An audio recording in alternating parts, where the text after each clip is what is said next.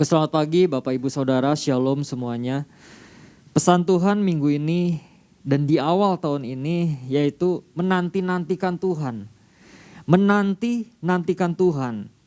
Kalau kita buka bersama di dalam Yesaya 40 ayat yang ke-31, Yesaya 40 ayat yang ke-31, di sana firman Tuhan dikatakan bahwa tetapi orang-orang yang menanti-nantikan Tuhan mendapat kekuatan baru. Mereka seumpama Raja Wali yang naik terbang dengan kekuatan sayapnya. Mereka berlari dan tidak menjadi lesu. Mereka berjalan dan tidak menjadi lelah. Menanti-nantikan Tuhan. Nah Bapak Ibu, saya melihat gini. Seorang pendaki yang menanti-nantikan sunrise, seorang pendaki yang menanti-nantikan matahari terbit, dia pasti akan berusaha untuk naik ke gunung itu sampai ke puncak. Nah, selama perjalanannya pendaki ini untuk sampai ke puncak, ada fase-fase yang harus dia jalani. Ada perjalanan-perjalanan yang dia harus hadapi, yang harus dia alami ketika sampai puncak. Dan ketika dia melihat sunrise itu sendiri. Mungkin jalan-jalanan yang berbatu. Mungkin kadangkala pendaki itu harus terjatuh karena tersandung oleh batu. Nah, ternyata di dalam menanti-nantikan Tuhan itu ada sebuah perjalanan yang harus kita lewati. Kemarin sudah disampaikan, ada satu pengorbanan. Ada hal-hal yang harus kita lakukan, yang harus kita kerjakan dalam hidup kita. Nah, menanti-nantikan Tuhan. Kemarin Pak Ishak sudah sampaikan Bapak Gembala di poin pertama. Fokus kepada Tuhan. Nah, menanti-nantikan Tuhan itu kan berarti kita harus menaruhkan pengharapan kita, mata kita, tujuan kita kepada Tuhan. Nah seringkali gini, ada kesalahan dalam setiap orang-orang percaya, betul. Saya menantikan Tuhan. Saya menantikan Tuhan dalam hidup saya. Tetapi di sisi lain, di samping itu, dia menaruh pengharapan kepada hal yang lain. Sedangkan dikatakan menanti-nantikan Tuhan, itu kita harus fokus kepada Tuhan, kepada pribadi itu sendiri, kepada Yesus. Nah, satu pertanyaan yang patut kita pertanyakan dalam hidup kita, hidup saya. Apakah kita masih menanti-nantikan Tuhan dalam hidup kita? Atau gini, kita sudah merasa lelah. Kita sudah merasa capek. Kita sudah merasa letih menanti jawaban Tuhan. Kita sudah merasa, menanti pertolongan Tuhan yang tidak kunjung tiba. Sehingga kita bertanya tentang keberadaan Tuhan itu sendiri. Apakah Tuhan yang saya sembah itu ada atau enggak? Apakah Tuhan yang saya agung-agungkan itu ada atau tidak? Sampai kapan saya harus menanti-nantikan Tuhan? Saya belum mengalami perubahan dalam hidup saya. Nah, memasuki tahun 2022, Tuhan kasih pesan, menanti-nantikan Tuhan. Tetapi orang-orang yang menanti-nantikan Tuhan mendapat kekuatan baru. Nah, kata kuncinya kan untuk kita mendapatkan kekuatan baru yaitu apa? Menanti-nantikan Tuhan. Tetapi orang-orang yang menanti-nantikan Tuhan mendapat kekuatan baru. Kalau kita lihat di ayat yang ke-28 Bapak Ibu. Di dalam Yesaya 40 ayat yang ke-28. Di sana firman Tuhan berkata, tidakkah kau tahu dan tidakkah kau dengar? Tuhan ialah Allah kekal yang menciptakan bumi dari ujung ke ujung. Nah, pesan Tuhan di awal tahun tentang kondisi tahun 2022, Tuhan gambarkan kan seperti masuk dalam situasi seperti hutan. Berarti gini, hanya orang yang benar-benar menanti-nantikan Tuhan yang dapat melewatinya. Nah, bagaimana dengan orang-orang yang tidak menantikan Tuhan? Hanya berdoa sekadar berdoa, berharap supaya permasalahan selesai dalam kehidupannya, tetapi di sisi lain dia tidak menanti-nantikan Tuhan. Apakah dia akan berhasil melewati hutan itu? Sedangkan Pak Ishak sudah sampaikan banyak hal yang akan dihadapi ketika seorang masuk dalam hutan. Mungkin ada serangan-serangan. Nah, seperti apa makna yang dimaksud dalam menanti-nantikan Tuhan? Tidakkah kau tahu dan tidakkah kau dengar, Tuhan ialah Allah kekal yang menciptakan bumi dari ujung ke ujung. Nah, yang pertama, makna yang dimaksud dalam menanti-nantikan Tuhan yang pertama, mengakui bahwa Allah penguasa hidup dan kehidupan. Mengakui bahwa Allah itu penguasa hidup saya. Dan Allah itu penguasa kehidupan, seluruh aspek kehidupan. Kalau kita lihat, Ia menciptakan bumi dari ujung sampai ke ujung. Maksudnya apa? Seluruh bumi dan semua yang ada di dalamnya, Dia adalah pemilik. Dia adalah penguasa. Penguasa atas segala sesuatu. Nah, artinya gini, Allah yang kita sembah, Dia memiliki kuasa yang mutlak. Dia memiliki kuasa atas segalanya, dan Dia mempunyai kuasa untuk apa? Untuk menolong setiap kehidupan kita. Dia punya kuasa untuk membantu umatnya yang dalam kesesakan. Mungkin umatnya sedang dalam pertolongan, dia berseru kepada Tuhan. Dia punya kuasa untuk itu. Tetapi gini, seringkali orang percaya paham, betul. Dia paham bahwa yang menciptakan dunia dan segala isinya adalah Tuhan. Tuhan yang menciptakan semuanya. Tapi gini, dia tidak menempatkan hidup dia. Dia tidak menempatkan bahwa Tuhan berdaulat dan berkuasa atas hidupnya.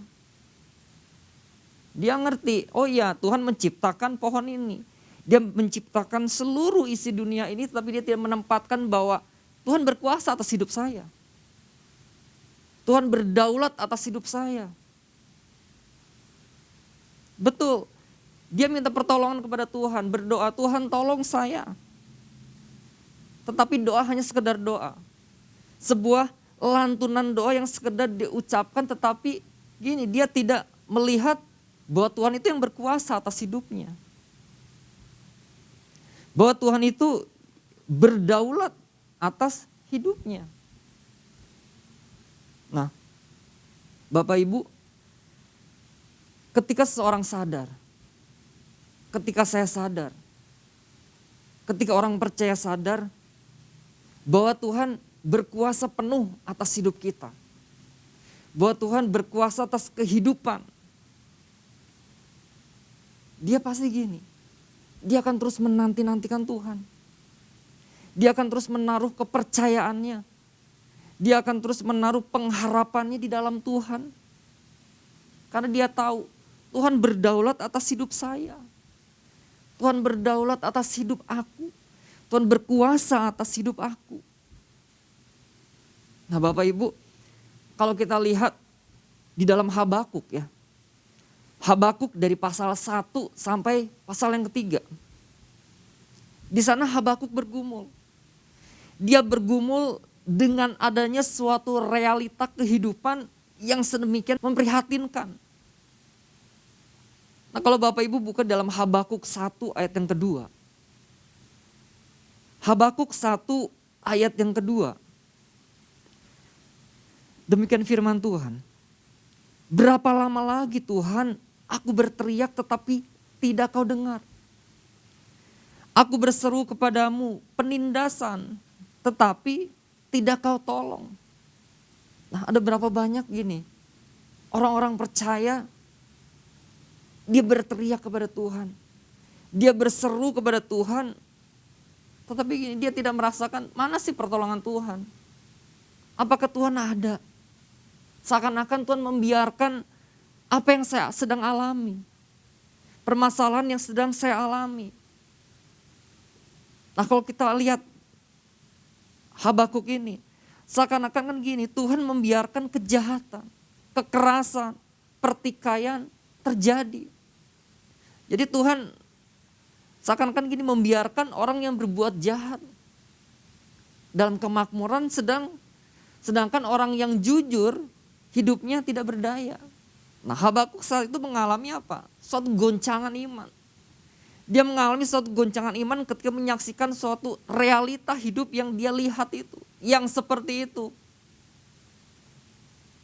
Tapi gini, kalau kita baca semua di pasal 1 sampai pasal yang ketiga. Kita lihat bahwa ketika Habakuk terus berkomunikasi dengan Tuhan. Dia terus berhubungan terus dengan Tuhan secara pribadi. Justru kita lihat gini, dia semakin mendalam, dia semakin mengerti, dia semakin mengenal Tuhan itu sendiri.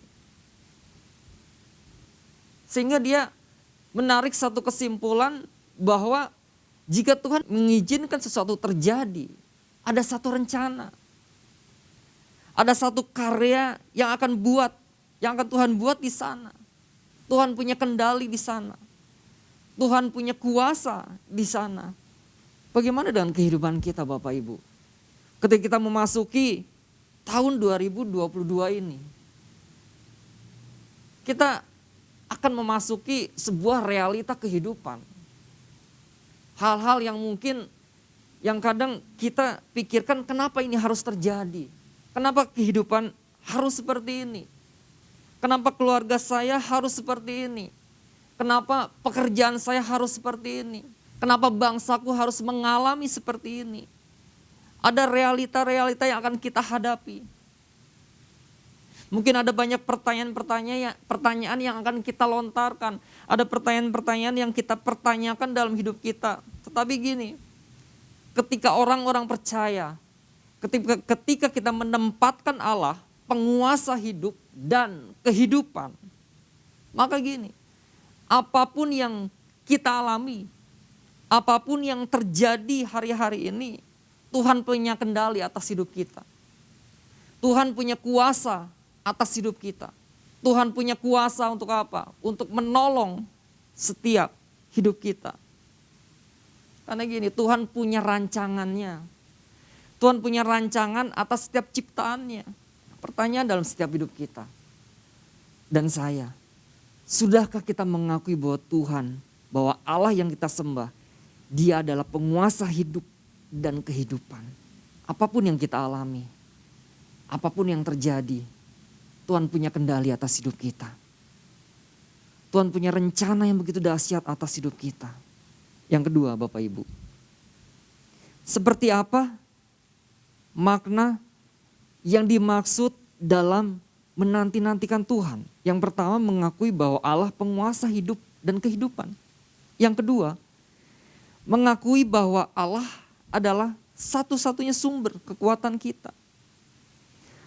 Mengakui bahwa Allah adalah satu-satunya sumber kekuatan kita. Itu di dalam ayat 29. Di sana dikatakan apa? Dia memberi kekuatan kepada yang lelah dan menambah semangat kepada yang tiada berdaya. Mungkin kita berkata seperti ini. Bagaimana saya mau mengakui Allah sebagai satu-satunya sumber kekuatan saya, sedangkan kehidupan saya tidak mengalami perubahan. Sedangkan saya masih dalam kondisi yang lemah. Nah ini pertanyaan yang harus kita renungkan. Mengapa ini bisa terjadi? Apakah ada yang salah ketika kita menanti-nantikan Tuhan? Apakah ada yang salah ketika gini, kita mengakui bahwa Allah satu-satunya sumber kehidupan kita. Yang saya katakan awal pertama tadi, benar kita mengakui Tuhan yang kita sembah, Dia adalah sumber kekuatan kita. Tetapi di sisi lain, di samping lain tanpa kita sadari, kita masih menaruh satu pengharapan. Kita masih menaruh satu bahwa hal ini dapat mengubah kehidupan saya. Dia memberi kekuatan kepada yang lelah dan menambah semangat kepada yang tidak berdaya. Nah, tidak berdaya itu apa sih? Menambah semangat kepada yang tidak berdaya. Nah, di sini kata tidak berdaya dalam bahasa aslinya yaitu wan. Tulisannya OWN. Wan artinya apa? Kegagahan, harta benda, kekayaan, kekuatan. Nah, ternyata kan gini, sumber kekuatan kita itu bukan apa yang kita punya. Sumber kekuatan yang sebenarnya bukan apa yang kita miliki. Bukan kegagahan kita, bukan harta benda, bukan kekayaan, bukan kekuatan. Tetapi gini, ketika kita masih mengandalkan itu semua tanpa kita sadari gini, kita tidak pernah mengalami kekuatan Tuhan yang sebenarnya. Lalu kita komen gini, kenapa sih Tuhan kok tidak perhatikan saya? Kenapa sih Tuhan tidak memperdulikan saya? Pernahkah kita recheck kehidupan kita? Pernahkah saya recheck kehidupan saya pribadi? Ketika kita berkata, kita komen, Tuhan tidak perhatikan saya. Mungkin Tuhan bicara gini, aku selalu memperhatikanmu. Aku selalu memperhatikan setiap situasi apapun yang kau hadapi. Tetapi engkau tidak menyadari. Karena apa? Karena menaruh pengharapan kepada apa yang engkau punya. Baik itu kegagahan, harta benda, kekayaan, dan kekuatan.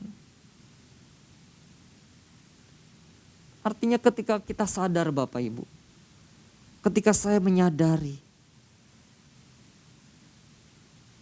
akan kelemahan kita dan siap mengakui gini, bahwa saya tidak berdaya.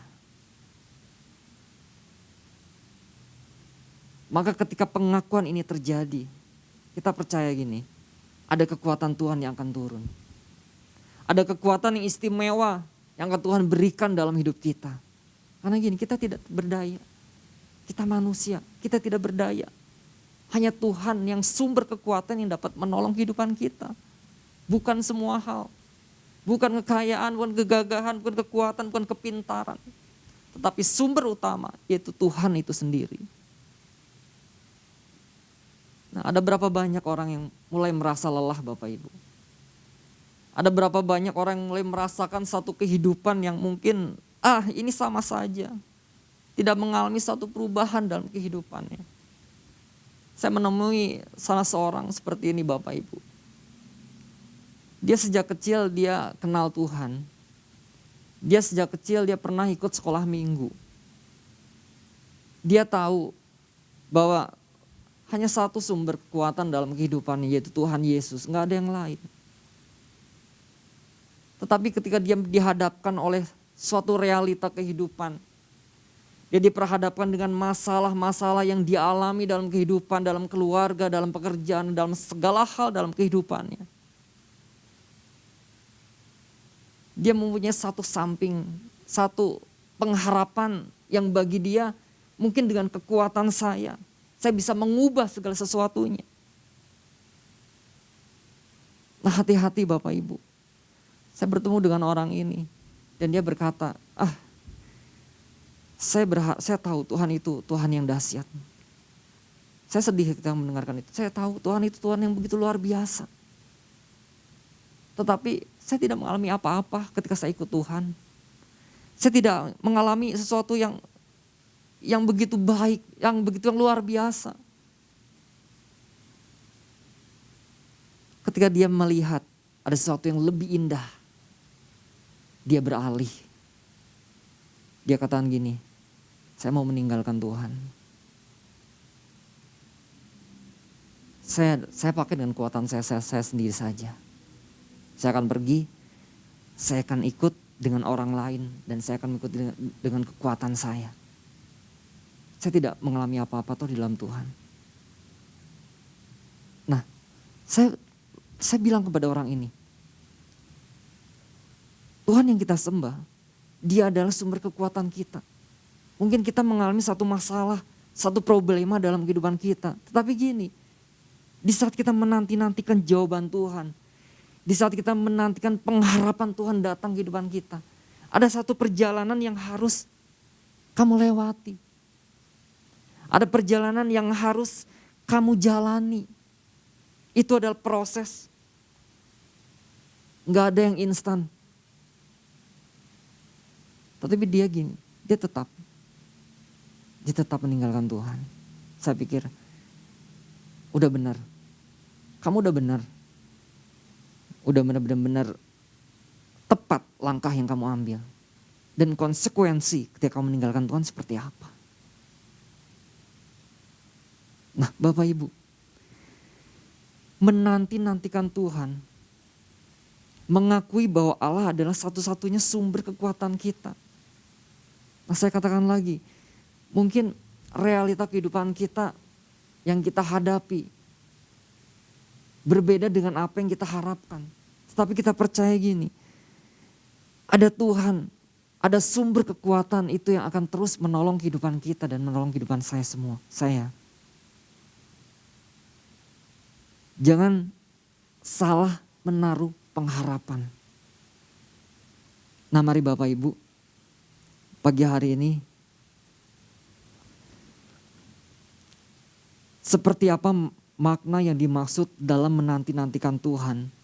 Yang pertama, mengakui bahwa Allah penguasa hidup dan kehidupan.